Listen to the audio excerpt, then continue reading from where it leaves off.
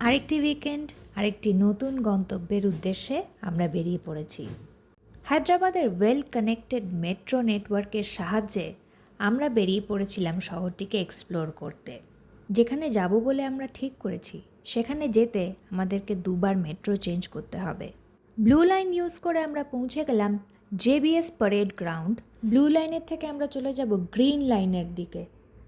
Red line দিয়েও যাওয়া যায়, তবে আমরা দুটো লাইনই এক্সপ্লোর করব, সেই জন্য আমরা ফার্স্টে ডিসাইড করি যে গ্রিন লাইন দিয়ে যাব। আর এখানে চার্চ আর মন্দিরের পাশাপাশি অবস্থান দেখে আমি বিস্মিত, আরও বিস্মিত দোতলা এলিভেটেড করিডোরে মেট্রো স্টেশন দেখে। কলকাতাতেও হয়েছে, তবে সেটা আন্ডারগ্রাউন্ড বলে সেটা অতটা বোঝা যায় না।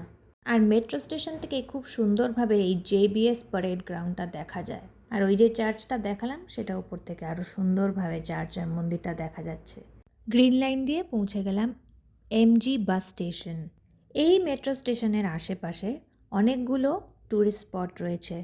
মেট্রো স্টেশন থেকে অটোয় উঠে ভালো করে দরাদরি করতে পারেননি বলে এনার খুব রাগ হয়েছে।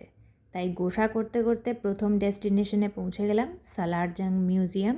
অসম্ভব ভিড় এবং ছুটির সময়, শীতকাল, সব দিক দিয়েই ঘোরার জন্য মনোরম পরিবেশ। ছটপট করে টিকিট কেটে আমরা মিউজিয়ামে এন্ট্রি নিয়ে নিই। তোমাকে একটা ঐতিহাসিক জায়গা দেখালাম আজকে, হ্যাঁ সালারজাং মিউজিয়াম। অবশ্যই কেমন লাগলো? ভালো, বেশ ভালো, অনেকটা বড়।